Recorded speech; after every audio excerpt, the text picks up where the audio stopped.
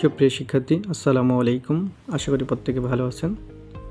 আজকে আমাদের আলোচ্য বিষয় হচ্ছে এসএসসি ব্যাচ 2021-এর পদার্থবিজ্ঞানের দ্বিতীয় অধ্যায় গতির বেসিক অংশ। আজকে আমরা দেখব খুবই বাইটার একটা বিষয়, পরন্ত বস্তু সূত্র এবং নিক্ষিপ্ত বস্তু সূত্র। পরন্ত বস্তু এবং নিক্ষিপ্ত বস্তু অত্যন্ত গুরুত্বপূর্ণ একটা বিষয়। দেখেন, আমরা যে গতির সূত্রের মধ্যে, যে সরলরৈখিক সূত্রের মধ্যে থেকে এই পরন্ত বস্তু সূত্র কিছুটা পার্থক্য হচ্ছে, সিম্বলে কিছুটা পার্থক্য। আমরা সরলরৈখিক বস্তুর যে গতিটা পেয়েছি, তার মধ্যে যে ত্বরণ এ ব্যবহার হয়েছে, এখানে ত্বরণটা পরিবর্তন হয়ে জি ত্বরণ অর্থাৎ অবিকর্ষজ ত্বরণ ব্যবহার হবে। আর যে আমরা দূরত্ব বা সরণ ব্যবহার করেছি, সেটা পরিবর্তন হয়ে এই উচ্চতা ব্যবহার হবে। এটুকুই পার্থক্য আপাতত। এখন আমরা আসি পরন্ত বস্তুর সূত্র। পরন্ত বস্তুর সূত্র হচ্ছে বি সমান ইউ প্লাস জিটি। দেখেন, এখানে এ থাকার কথা ছিল, এর পরিবর্তে জি হয়ে গেছে। এইচ সমান U T plus half G T square. H সমান U T plus half G T square. এখানে এস এর পরিবর্তে এইচ হয়ে গেছে। আর বি স্কোয়ার সমান ইউ স্কোয়ার প্লাস 2জি এইচ। এটা আমাদের পরন্ত বস্তুর সূত্র। নিক্ষিপ্ত বস্তুর সূত্র দেখেন, নিক্ষিপ্ত বস্তুর সূত্র বি সমান ইউ মাইনাস জিটি। এই সূত্রটা পরন্ত এবং নিক্ষিপ্ত বস্তুর সূত্র একই, শুধুমাত্র চিহ্নের পরিবর্তন হয়েছে। কেন পরিবর্তন হয়েছে আমরা একটু পরেই জানতে পারবো। দেখেন, এখানে এইচ সমান ইউটি প্লাসের জায়গায় শুধুমাত্র মাইনাস হয়েছে, U T minus half G T square. আর বি স্কোয়ার সমান ইউ স্কোয়ার মাইনাস 2gh।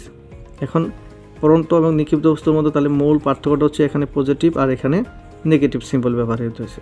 এখন কেন হয়েছে আমরা দেখব। দেখেন, ত্বরণ বা অবিকর্ষজ ত্বরণ যেটাই বলি, জি সমান আমরা জি এর মানও পাই। জি এর মান কত পাই? জি এর মান পাই 9.8। পরন্ত বস্তুর ক্ষেত্রে জি এর মান পজিটিভ এবং নিক্ষিপ্ত বস্তুর ক্ষেত্রে জি এর মান নেগেটিভ। কেননা একটা বস্তু যখন পড়ে অবিকর্ষজ বলের প্রভাবে, তখন আমরা জানি অবিকর্ষজ বল সবসময় নিচের দিকে ক্রিয়া করে বা পৃথিবীর কেন্দ্রের দিকে ক্রিয়া করে। কিন্তু আমরা যখন একটা বস্তুকে উপর দিকে নিক্ষেপ করি, তখন এই অবিকর্ষজ বলের বিপরীতে কাজ করে। অবিকর্ষজ বলের বিপরীতে কাজ করার কারণে আমরা জি এর মানটা কী হয়ে যায়? নেগেটিভ হয়ে যায়, যার জন্য আমাদের নিক্ষিপ্ত বস্তুর ক্ষেত্রে সিম্বলটা নেগেটিভ হয়েছে। আশা করি বুঝতে পেরেছেন। এখন আমরা দেখব কিছু গুরুত্বপূর্ণ অংশ। এগুলো আপনারা আগে থেকেই জানেন, তবু একটু মনে করিয়ে দিই। 1 কিলোমিটার সমান 1000 মিটার, 1 মাইল সমান 1600 মিটার, 1 আওয়ার সমান 3600 সেকেন্ড।